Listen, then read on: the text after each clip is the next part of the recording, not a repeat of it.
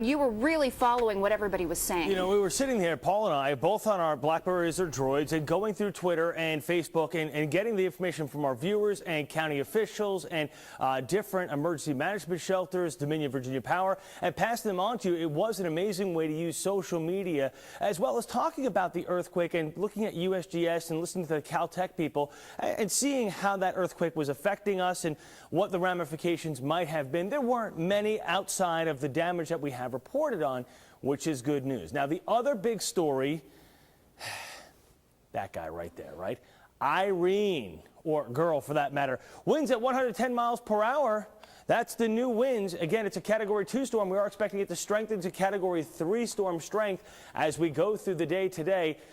But folks, if you're just waking up this morning, great news. The track once again has shifted further to the east, which means for you and me, our weekend for Central Virginia, our weather has gotten better. In fact, I want to switch up the graphic here and we'll talk about it. This is Irene as of Sunday morning, 2 o'clock on the projected path. It's interesting to note that this orange line here is the National Hurricane Center track.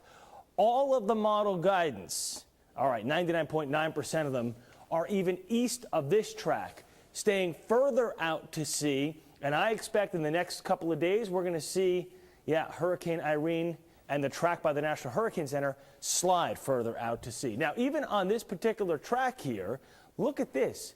Irene from Richmond, Virginia to that point is probably about 150, 160 miles away. That's too far, folks. We may have some clouds. We may have a scattered shower or two. Most of the showers will be in the coastal communities. Northern Neck, Middle Peninsula, Lower Peninsula, Tidewater, certainly, of course, the Outer Banks under the gun still. But as this moves further away, much like Earl last year, our weather may not be as bad as previously thought. And that is some good news for you this morning. Now, speaking of this morning, here's what's happening. We have 63 outside, but you walk outside, you go, what's that smell? It's the Great Dismal Swamp Fire smell and smoke, and that's what you're feeling. 86 degrees today. Hey, take lunch outside, though, 78. One of the things we're looking at with that Great Dismal Swamp Fire, not only are we smelling it, but we have impaired visibilities. The winds have been out of the southeast all night long. So Wakefield, Petersburg, code red for you for your air quality. For us, it's unhealthy or code orange.